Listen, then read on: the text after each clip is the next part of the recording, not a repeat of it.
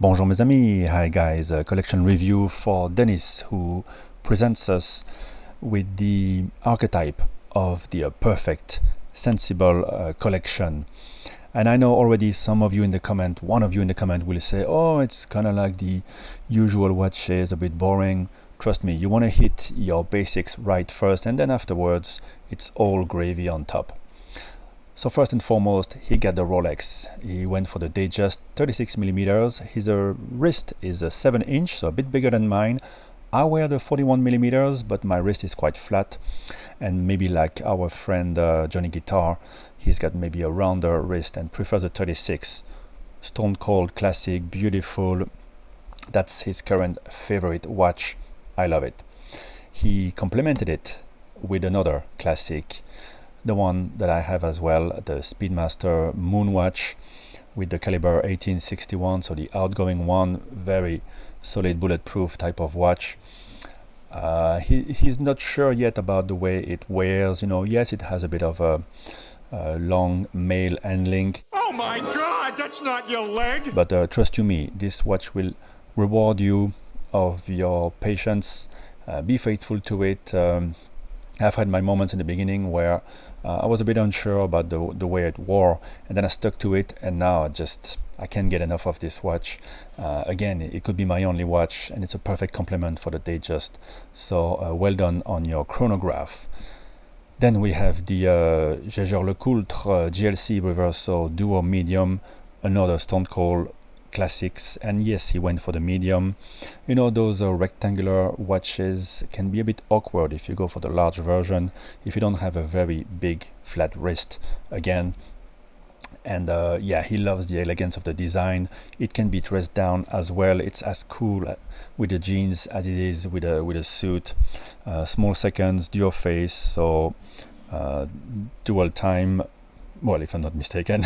Very cool complement. And yeah, here we have a trio of perfect watches, to which was only missing a diver, and so he went for the Tudor Black Bay 58. He's still getting to know the watch, a bit like the Speedmaster. Again, it will reward you plentiful. Just stick to it. I just love mine. I put a lot of wear into mine, and I think this is what you gotta do right now. You've put together a great core collection. Just wear them as much as you can. They cover the whole week, everything you need. And then on top of it, you have the childhood favorite, the G-Shock from Casio, the 5600. Very cool watch, sports watch as well. And then we have finally the Stova Marine, a gift from his then girlfriend, now his wife. Sentimental value, but actually it looks quite good in the collection.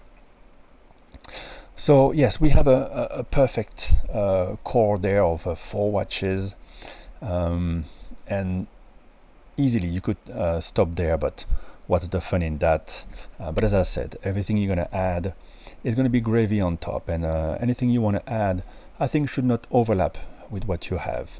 So Denis is talking about the Omega Aquaterra, and I've had both. I've had the Aquaterra, but once I got my Datejust, I just prefer the Datejust. The Aquaterra has its own merits, a bit more water resistance and all that, but overall I prefer the elegance of the Datejust, which is still very usable daily. Having said that, and although I would kind of like the idea of sticking to one watch per brand where you are at the moment, because there's nothing better than saying in the morning, I'm going to wear my Rolex, or I'm going to wear my Omega, rather than say, oh, which Omega should I wear today? Which is a nice problem to have. But since you're at this point, it would be quite nice to be able to just try to stick to one per brand, and make your collecting journey quite simple that way. Having said that, if you were to add one Aquaterra, I would go for the World Timer. Might be testing the limit of your wrist. It is just about okay for mine, which is a bit smaller than yours. But again, maybe your wrist shape is not the same. But the Aquaterra World Timer is a unique thing, World Timer with a date, sports watch. There's just no response from any other brand, especially not Rolex. And it's a quality watch, it's beautiful. It's a showpiece. You have to understand it that way. It would add colors, pop in the collection. It would add a different type of complication, and really broaden the horizon, quite literally, being a world timer of your collection. So do try it out at the Omega authorized dealers. You can probably get a better price than at the boutique. It would be a fun expansion of the collection.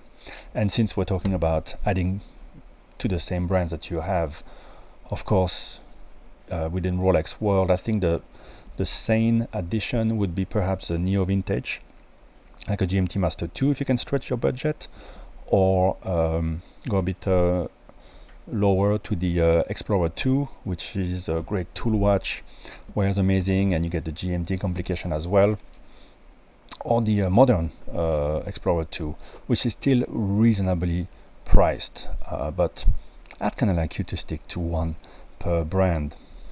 So if the missus is listening, why don't you gift your husband one of the Tissot PRX Powermatic 80. Why am I saying that? Is because it is so well made. It puts a smile on the face of every watch collector. It's a chance to add a color. The new green is coming out this year, or the current blue would be great in the collection. It wears great. It would add that 70s look, the integrated bracelets, steel sports, and it just doesn't cost much to have so much fun. It's the bang per buck, great fun. If you want to go a bit more upmarket, I think that the outgoing Zenith DeFi Classic, which has been replaced by the thicker and a more angular Skyline line of watches, I think that the DeFi Classic is really was really a crowd pleaser, and they're all interesting. Whether you go for the blue dial steel, or maybe the top of the line titanium skeleton, which has been done really, really well, or even the ceramic with the rubber straps, which is super comfortable and really incredibly light. I think they're all interesting, and because they've discontinued it, and it's a crowd pleaser, I don't see that many of them around already. It's good movement, it's a good looking movement, you could add that again, that design, integrated bracelet, also the skeletonized. It's not for everybody, but it is one to consider. Quite a cool watch. And the two other brands that come to mind are Grand Seiko and Cartier. I think Grand Seiko still has a few improvements to make. Though most watches are still very thick. The bracelet is not that great, the clasp either. So it's not an improvement on your Datejust. The one line of watches that I like and many people have recognized as very original and very nice is the SBGK. So there's I really like the darker gray dial with the bracelet, but everyone's favorite, and actually it has gained value versus the retail, is the beautiful blue dial, for which you can even order the bracelet. Not so easy to find, but in Grand Seiko world, it is my favorite. It's a manual wind again. Maybe you have enough manual winds already. But you get the power reserve. It's very flat on the wrist. It's a very interesting design compared to everything else that they make. Then Cartier, it is the original wrist watch maker. They're coming up with a lot of great stuff, some limited editions and some non-limited versions of the Santos Dumont are really interesting, but very dressy, a bit too close to your GLC. I think you don't need that, it's too expensive as well. But also you can consider the medium size Cartier Santos. You can change the bracelet for the strap easily.